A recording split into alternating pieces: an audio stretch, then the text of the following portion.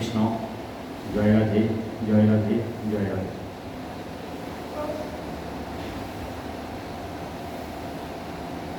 আমি শ্রীমৎ আচার্য বিবেকানন্দ গোস্বামী সেবাশ্রম হাসপাতাল থেকে শ্রীমৎ ভাগবতীয় কথা বলছি।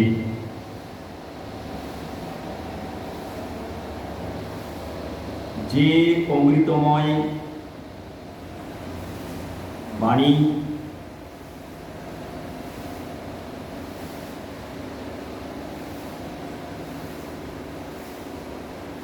শুদ্ধ সূচি কণ্ঠে প্রকাশিত হয়েছিল, যার শুদ্ধ সূচি নির্মল কণ্ঠে শ্রীমৎ ভাগবত মহাপুরাণের অমৃতময় বাণী প্রকাশিত হয়ে সমস্ত জগৎকে কলুষমুগ্ধ করেছে, ধন্য করেছে। সমস্ত জগৎবাসীদের মুক্তির পথ প্রশস্ত করেছে। সেই সুখদেবকে আমি বন্দনা করি নত শিরে বারবার।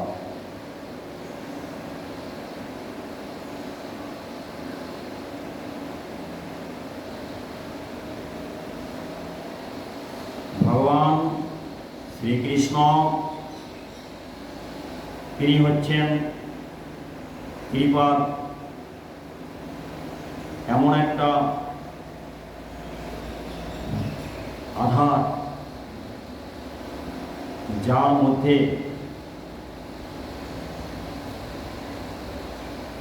কত কৃপা আছে তা একটা সামান্য প্রমাণ দেখাবার জন্য বলা হচ্ছে, সাগরের সাথে তুলনা করেছে। সাগরের জলরাশি যেমন মেপে বলা যায় না যে কত জল আছে, তদ্রূপ ভগবান তার কৃপাও মেপে বলা যাবে না তিনি কত কৃপা বিতরণ করেছেন জগতের জন্য, জগৎবাসীদের জন্য। তিনি কৃপার ডালি নিয়ে বসে আছেন, সেখান থেকে তিনি দিচ্ছেন।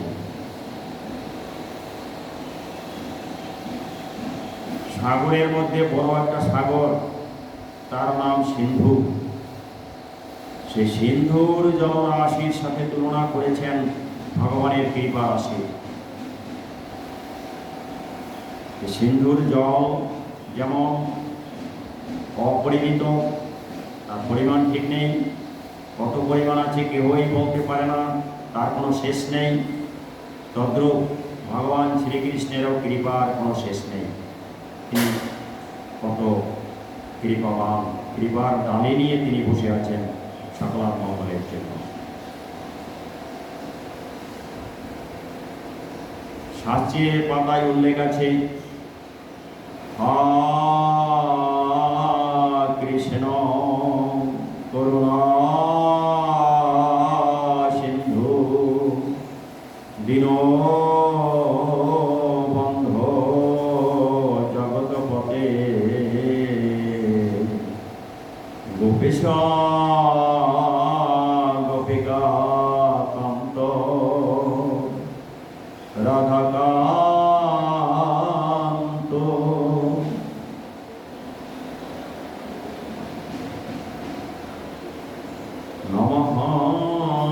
নমস্তুতে, তাকে প্রণাম করেছে।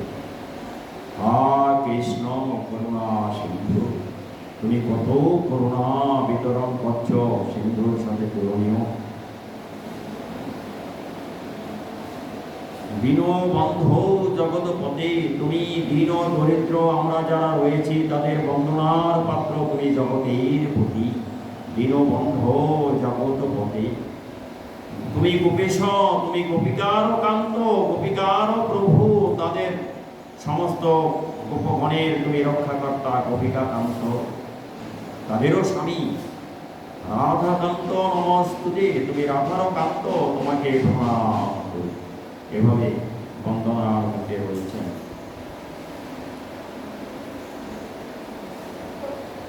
তা যখন আমরা কোনো সংকটের সম্মুখে আসি, তখন সংকট দেখে আমরা ভয়ভীত হয়ে যাই, কিন্তু রক্ষা করার যিনি আছেন তাকে যখন আমরা ডাকি, তিনি আমাদের রক্ষা করেন।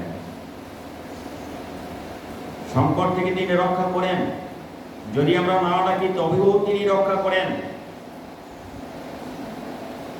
একটু প্রমাণ হিসেবে বলবো যে আমরা জানি না যে আমাদের একটা বিপদ, একটা দুর্বিপাক, একটা সংকট এসে গেছে। তিনি জানেন এবং তিনি আমাদের রক্ষা করেন। সেই প্রমাণের জন্য শাস্ত্রীয় বাণী, যা শাস্ত্রের পাতায় উল্লেখ আছে, সেই বাণীর থেকেই আমি বলবো। শ্রীমদ্ ভাগবত মহাপুরাণের মধ্যে উল্লেখ আছে, পুরাণের মধ্যে যে মহাভারত একখানা পুরাণ আছে, তার মধ্যে উল্লেখ আছে। আমি মহাভারত পুরাণের থেকে শুরু করছি, বলছি। আপনারা সবাই জানেন কুরুক্ষেত্রের যুদ্ধ। 100 ভাই ধৃতরাষ্ট্র, তাদের পুত্র, তারা 100 ভাই, তারা যুদ্ধ করেছিল। তার এই কাকাতো ভাই, ধৃতরাষ্ট্রের ছোট ভাই পাণ্ডু, তার 5 পুত্র, তাদেরকে রাজ্য থেকে বঞ্চিত করার জন্য এমন একটা সময় চলে এসেছে যখন যুদ্ধ সংঘটিত হয়েছিল।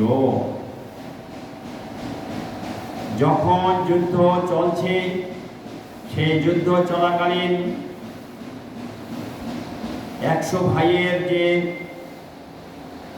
সংখ্যাটা ছিল, যে সৈন্য সংখ্যা ছিল, তারা বহু হতাহত হয়েছে এবং অনেক ভাই নিহত হয়েছে। তখন উভয় পক্ষের যিনি পিতামহ অর্থাৎ ঠাকুরদাদা ভীষ্ম, তার কাছে দুর্যোধন গভীর রাতে গিয়ে একটা দুঃখ প্রকাশ করেছে। সে বলেছে, দাদু। তখন ভীষ্ম জাগরিত হয়েছে। কি দাদু বলো? বলেছে, দাদু, যুদ্ধক্ষেত্রে আমার অনেক ভাই নিহত হয়েছে, আমার অনেক সৈন্য তারাও নিধন হয়েছে। সবচেয়ে দুঃখের বিষয় কি দাদু? আমি তোমার নাতি, আমার ভাই তারা তোমার নাতি, আমরা 100 ভাই তোমার নাতি। তুমি আমার পক্ষের যে সৈন্য সংখ্যা রয়েছে, সেই সৈন্য সংখ্যার পরিচালক, তুমি সবাইকে পরিচালনা করো।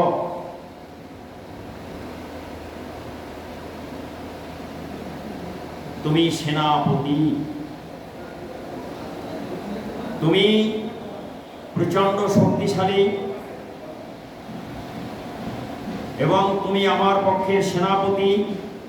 আমার ভাই, কয়েকটা ভাইই মরে গেল, তোমার কি একটু দুঃখ হয় না দাদু? বিপক্ষে যাদেরকে নিধন করার জন্য তুমি সেনাপতি হয়েছ, সেই বিপক্ষে তোমার 5 জন নাতি রয়েছে, অর্থাৎ পাণ্ডুর 5 পুত্র। এই জন্য বলা হয় পাণ্ডব, কুরু পাণ্ডবের যুদ্ধ এই জন্য বলা হয়। আমি এদিকে আর যাইনি, সবাই কুরুবংশীয়। 100 ভাইও কুরুবংশের, পাণ্ডবরা তারাও কুরুবংশের, অর্থাৎ কুরু রাজার থেকে চলে এসছে, তাই কুরুবংশের। হস্তি রাজার থেকে সব ইতিহাস চলে এসছে, তাই তাদের রাজধানীর নাম হস্তিনাপুর। এর আগে আরো রাজা ছিলেন, কুরু রাজা, কুরুর পরে কুরু রাজা, অতএব সেই থেকে তাদের বংশের ওইভাবে নাম রয়েছে কুরুবংশ। কুরুবংশের পরে রয়েছে কুরুবংশ। কুরুবংশের সব চলে এসে যখন এই যুদ্ধ সংগঠিত হতে চলেছে, তখন যুদ্ধটাকে বর্ণনা করার জন্য, সবেই তো কুরুবংশ, 5 ভাই তারাও কুরুবংশ, 100 ভাই তারাও কুরুবংশ। কিন্তু এখানে বলা হচ্ছে যুদ্ধটাকে বর্ণনা করার জন্য 5 ভাই যেহেতু পাণ্ডুর পুত্র এবং পাণ্ডু জীবিত নেই, তাই তাদেরকে বলা হচ্ছে পাণ্ডব। আর ধৃতরাষ্ট্র জীবিত আছে, তার পুত্রদের বলা হচ্ছে কৌরব, অর্থাৎ কুরুবংশ। এই যে যুদ্ধক্ষেত্রটা হলো, দাদু তুমি আমার ভাইদের নিধন দেখেছ, কিন্তু তার জন্য তোমার কোনো দুঃখ নেই, তুমি তা প্রতিহত করনি। আর অপরপক্ষে যাদেরকে নিধন করার জন্য তুমি আমার পক্ষের সেনাপতি হয়েছ, সেই বিপক্ষে নিধন করার জন্য তোমার নাতিরা রয়েছে, 5 জন নাতি রয়েছে, যুধিষ্ঠির, ভীম, অর্জুন, নকুল, সহদেব। এই 5 জন নাতিকে তুমি নিধন করনি। অতএব দাদু বলছি কি, আমরা তোমার নাতি হলেও আমাদের প্রতি তোমার মমতা কম, তুমি আমাদের থেকে বেশি ভালোবাসো ওই 5 জন নাতি। তাই তুমি ওই 5 জন নাতিকে নিধন করনি। তারা এখনো বিনাশ হয়নি, মরে যায়নি, তুমি করনি। দাদু এটা বড় দুঃখের কথা। তখন দাদু কি করলেন? বললেন, দাদু তুমি বসো, তোমার সম্মুখে আমি 5টি বাণ মন্ত্রপুত করে সজ্জিত করে রাখবো। এই 5টি বাণ আগামী দিন সকালে আমি প্রয়োগ করব। যুদ্ধক্ষেত্রে প্রয়োগ করে ওই 5 জন আমার যে নাতি রয়েছে, তুমি বলছো তোমাদের থেকে বেশি আমার প্রিয়, সেই নাতিদের আমি নিধন করব। তুমি বসো, আমি সব করছি। উনি মন্ত্রপুত করে 5টি বাণ তৈরি করে সজ্জিত করে রাখলেন এবং বললেন, দাদু তুমি এই 5টি বাণ নিয়ে এখান থেকে চলে যাও, কালকে সকালে তুমি আমার হাতে অর্পণ করবে। আমি যুদ্ধক্ষেত্রে এই 5 বাণ ব্যবহার করে 5 ভাইকে নিধন করব। এই আমার 5 নাতি, যাদের বলেছে আমি বেশি ভালোবাসি, স্নেহ করি, সেই নাতিদের আমি নিধন করব। সব দেখলেন, সব শুনলেন। যুধিষ্ঠির কি করলেন? বললেন, দাদু বাণ 5টি তোমার কাছে থাক, আমি চলে যাচ্ছি, আগামী দিন তুমি প্রয়োগ করো এবং 5 ভাইকে নিধন করো। এই বলে দুর্যোধন সেখান থেকে বেরিয়ে আসলেন, চলে গেলেন। যেটা আমি বলেছিলাম যে আমাদের বিপদ আমরা জানি না, কিন্তু ভগবান আমাদের রক্ষা করেন। যেহেতু দেহ মন সবকিছু তার উপরে যদি আমরা সমর্পণ করে দেই, তিনি তাদেরকে রক্ষা করেন, তাদের সাথে যুক্ত হয়ে থাকেন। কত সুন্দরভাবে বলেছে, অর্জুনকে প্রতিজ্ঞা করে বলেছে। শ্রীমদ্ ভগবদ গীতা 8ম অধ্যায় শ্লোক নম্বর 65। মনমনা ভবমদ ভক্ত মজ্জাজি মাং নমস্কুরু মামে বৈশ্যসি সত্যংতে প্রতিজানে প্রিয়সিমি। অর্থাৎ যে দেহ মন সম্পূর্ণ আমার উপরে সমর্পণ করে দেয়, আমার পূজা করে, আমাকে প্রণাম করে, আমার সাথে এসে যুক্ত থাকে, আমি সত্যপূর্বক প্রতিজ্ঞা করে বলছি, অর্জুন আমি তাকে রক্ষা করি, তার কোনো বিনাশ হতে দেই না। 9ম অধ্যায় বলেছে তার সাথে যুক্ত থাকি এবং তাকে রক্ষা করি। এখানে বলেছেন আমি সত্যপূর্বক প্রতিজ্ঞা করে বলছি, তার সাথে যুক্ত থাকি, তাকে রক্ষা করি, তার বিনাশ হতে দেই না। দুটো শ্লোকের এইটুকু পার্থক্য আছে। ওখানে বলেছে কি, ওখানে বলেছে যুক্ত থাকি, যেমন শ্লোকটা বলছি শুনুন। মনমনা ভব মদ ভক্ত মজ্জাজি মাং নমস্কুরু মামে বৈশ্যসি যুক্তৈব আত্মানন্দ মত পড়ায়। এটা বলেছে 9ম অধ্যায়ের 34-এ, আর 8ম অধ্যায়ের 65-তে বলেছে যুক্তৈব।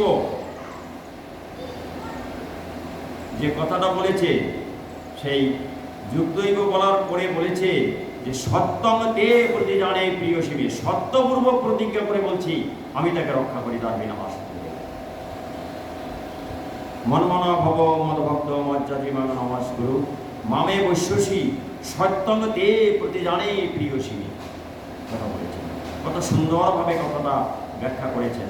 আর এখানে তার প্রমাণ, শাস্ত্রীয় প্রমাণ শাস্ত্রের পাতায় উল্লেখ করেছেন, যা মহাভারতের ভিতর থেকে আমরা দেখতে পাই।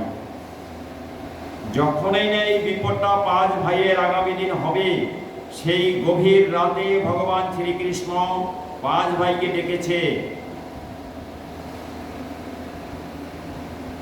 তারা ছিল ভূমিক, তাদেরকে জাগরিত করে বলেছে, আগামী দিন তোমাদের 5 ভাইকে নিধন করার জন্য তোমার দাদু ভীষ্ম 5টি বাণ তৈরি করে রেখেছে। এই 5 বাণের দ্বারা তোমাদের প্রাণ সংশয় হবে, তোমরা মরে যাবে। অতএব আমি তোমাদের কিচ্ছু করতে পারবো না, বাঁচাতে পারবো না। তোমাদের জন্য নির্দিষ্ট হয়েছে 5টি বাণ, তোমরা কালকে মরে যাবে।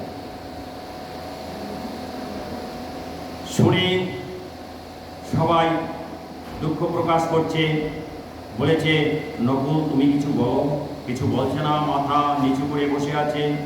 সহদেব তুমি কিছু বলো। কিছু বলছে না, মাথা নিচু করে বসে আছে। অর্জুন, ভীম সবাই চিন্তা করছে, কালকে তো মরেই যাব, কি আর হবে, কি বলবো, কিচ্ছু কেউ বলছে না। যখন যুধিষ্ঠিরকে বলেছে, দাদা, যুধিষ্ঠির বয়সে একটু বড়, মামাতো ভাই এবং পিস্তত ভাই এরা, কৃষ্ণ পিস্তত ভাই, কৃষ্ণ মামাতো ভাই এবং এই 5 ভাই এরা পিস্তাতো ভাই। কৃষ্ণ মামাতো ভাই, এরা পিস্তাতো ভাই, মামাতো পিস্তাতো ভাই। তাই বলেছে, দাদা তুমি কিছু বলো। এবারে যুধিষ্ঠির বলেছে, কৃষ্ণ,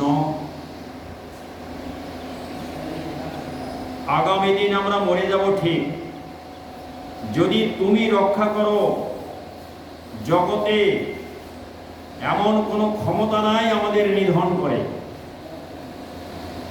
আর আগামী দিন আমরা মরে যাব না যদি তুমি না মারো। অতএব তুমি যদি আগামী দিন আমাদের মেরে ফেলো, আমরা মরে যাব। আমাদের রক্ষা করার জন্য কোনো ক্ষমতা কাজ করবে না। আর তুমি যদি আমাদের জীবিত রাখার জন্য, আমাদেরকে বাঁচিয়ে রাখার জন্য তুমি ইচ্ছা করো, এমন কোনো ক্ষমতা নেই জগতে যে ক্ষমতা আমাদিগকে নিধন করতে পারে। সব কিছু তোমার উপরে, তুমি বাঁচাতেও পারো, তুমি মারতেও পারো, সব তোমার উপরে, তুমি যা করবে তাই হবে। এবারে যারা শুনছেন তারা একটু চিন্তা করুন তো, বিপদটা কার? 5 ভাইয়ের বিপদ না কৃষ্ণের বিপদ? বিপদটা কোথায় গেল?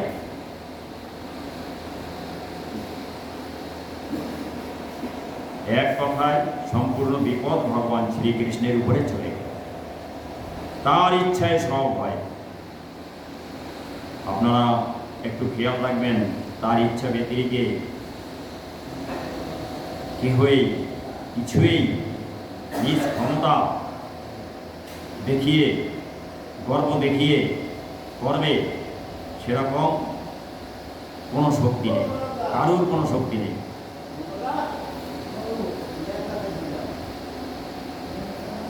তখন ভগবান শ্রীকৃষ্ণ অর্জুনকে বললেন, অর্জুন, তুমি না 2টো বর পাবে? দুর্যোধনের কাছে তোমার 2টো বর জমা আছে? বলছে, হ্যাঁ আছে।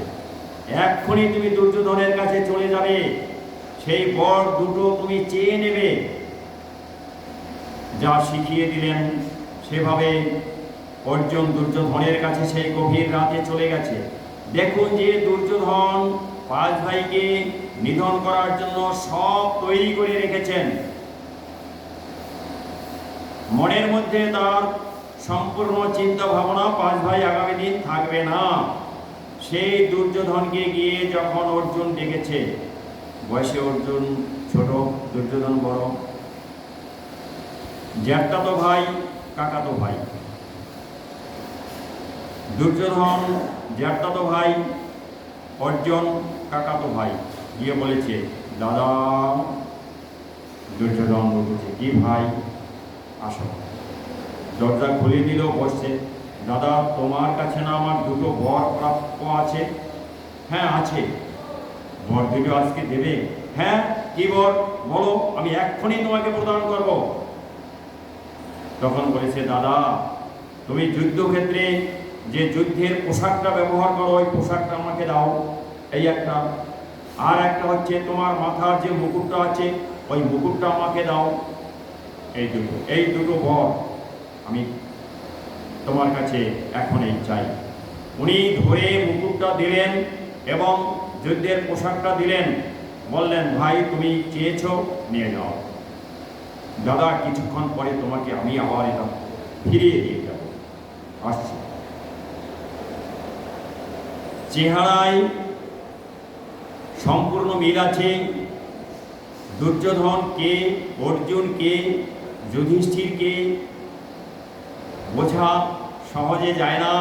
পোশাকের উপরে অনেক কিছু নির্ভর করে, পোশাক দেখে বোঝা যায় কে কোনজন। দুর্যোধনের পোশাক পরে, তার সেই মুকুট পরে যখনই না ভীষ্মদেবের কাছে গিয়ে ডেকেছে, দাদু দাদু, পুনরায় সজাগ হলেন, দরজা খুললেন, উঠলেন এবং বললেন, দাদু তুমি তো কিছুক্ষণ আগে চলে গেছো, পুনরায় কেন এসেছো? তখন সেই নাতি বলেছে, দাদু এসেছি, বান পাশটি আমাকে দাও, আমি আমার কাছে নিয়ে রাখি। ও, তখনই তো তোমাকে বলেছিলাম বান পাশটি নিয়ে যাও, কিন্তু তখন তো তুমি বলেছিলে দাদু তুমি রেখে দাও, তুমি নেওনি। হ্যাঁ হ্যাঁ, কোনো অসুবিধা নাই, তুমি বান পাশটি নিয়ে যাও। বান পাশটি ধরে দিলেন। কার কাছে দিলেন? ভীষ্মদেব মানে ঠাকুর দাদা, তিনি দিলেন তার নাতি দুর্যোধনের হাতে বান পাশটি দিলেন। কিন্তু বান পাশটি কি সত্যিকারেই দুর্যোধন পেয়েছে? না, দুর্যোধনের পোশাক পরে চলে গেছিলেন অর্জুন। প্রকৃতপক্ষে বান পাশটি প্রদান করা হলো অর্জুনের হাতে। যখনই না অর্জুন বেরিয়ে গেল, অমনি কৃষ্ণ সেখানে প্রবেশ করে বলল, দাদু। হ্যাঁ, কি বলো কৃষ্ণ? যে আপনি বান কাকে দিয়েছেন? বান দিয়েছে দুর্যোধনকে। না, আপনি দুর্যোধনকে বান প্রদান করেননি, আপনি বান প্রদান করেছেন অর্জুনকে। কৃষ্ণ, সবই তোমার ছলনা, সবই তোমার মায়া। তুমি আমার সংকল্পে বাধা দিলে, আমি নিধন করব আমার 5 নাতিকে, তুমি বাদ সাজলে, তোমার ইচ্ছার ব্যতিরেকে কিচ্ছুই হয় না। তা আমারও একটা ইচ্ছা আছে, তুমি যখন আমার প্রতিজ্ঞা ভঙ্গ করলে আমিও তোমার প্রতিজ্ঞা ভঙ্গ করব। যুদ্ধক্ষেত্রে তুমি অস্ত্র ধরবে না, কিন্তু তোমাকেও আমি অস্ত্র ধরিয়ে ছাড়ব, এটা আমারও প্রতিজ্ঞা। তোমার যে প্রতিজ্ঞা তাও আমি ভঙ্গ করে দেব। আর তা হয়েছিল। যুদ্ধক্ষেত্রে ভগবান শ্রীকৃষ্ণ অস্ত্র ধরেছিলেন।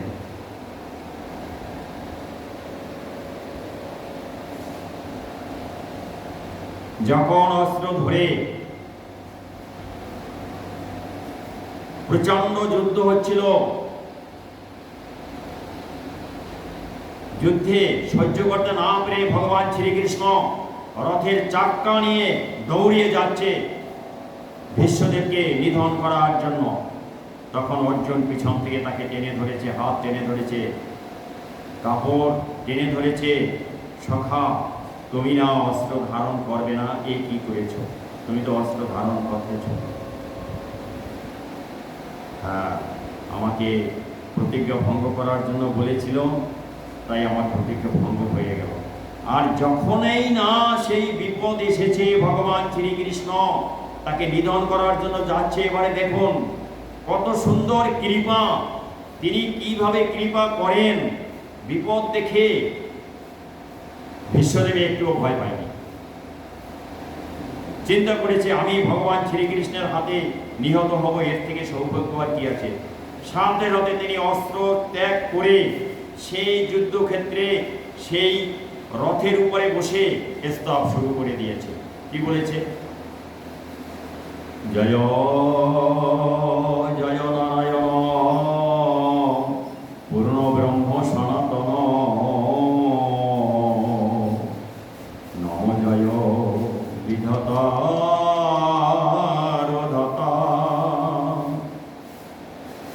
পুরুষ প্রকৃতি পর ব্রহ্মা বিষ্ণু মহেশ্বর তিনি গুণধারী জগৎ কর্তা সংহার পালময় স্থিতি নমস্তে শ্রী জগৎপতি দুষ্ট ধ্বংস শিষ্টের পালন তুমি সূর্য দিবাকর তুমি দণ্ড ধর যক্ষপতি জলেন্দ্র পালন দুর্জয় রাক্ষস যক্ষ কীটপতঙ্গাদি পক্ষ সর্বভূতি তুমি অনুরূপ ইন্দ্রয়ানি বায়ু শিব চরাচর যত জীব কেহ নহে তোমার বিরূপ তুমি কান্তি তুমি মায়া ত্রিজগত তব কায়া তুমি অগ্র নিগ্রহ বিগ্রহ তুমি স্থল তুমি শূন্য জগন্নাথ জগত জন্য জলে স্থলে চতুর্বর্ণ দেহ আকাশ সমস্ত কবর পৃথিবী চরণ তল সুমের শৃঙ্গ মধ্যয় স্থল তুমি সূক্ষ্ম দেহ ধর বিশ্বম্বর কলেবর সপ্ত সিন্ধু তব পদ জল। এভাবে স্তব করেছেন, চক্ষু মুদ্রিত করে স্তব করেছেন। জানেন আমি এখন নিধন হয়ে যাব, কিন্তু অর্জুন যখনই না তাকে স্মরণ করিয়ে দিয়েছে, সখা কি করো, তোমার প্রতিজ্ঞা তো ভঙ্গ হয়ে যাচ্ছে, তিনি ফিরে আসলেন। এটাও ভগবানের লীলা, তিনি বাঁচিয়ে দিলেন। বিপদ দেখে যদি তাকে স্তব করা যায়, তার তর্পণ করা যায়, বিপদের ভয় না করে তুমি রক্ষা করো, এটা একবার বলতে হবে না, তিনি অবশ্যই রক্ষা করবেন করবেন করবেন। আজকের মতো এখানেই আমি বিরতি দিচ্ছি। যারা শুনছেন এই অধমকে একটু কৃপা করবেন। এই অধম যতদিন বেঁচে থাকে ততদিন যেন কৃষ্ণ কথা বলে এ জগতে বিরাজমান থাকতে পারে। চলে যাওয়ার আগ পর্যন্ত যেন এই কৃষ্ণ কথাই বলতে পারি। আমি যেন সবাইকে একটু ঠাকুরের কথা শোনাতে পারি। এভাবে আমাকে আশীর্বাদ করবেন। হরে কৃষ্ণ। জয় রাধে, জয় রাধে, জয় রাধে। জয় জয় গোপীবেশ অবতার শ্রীমদ আচার্য বিবেকানন্দ গোস্বামী প্রেমানন্দে। হরিবল হরিবল হরিবল।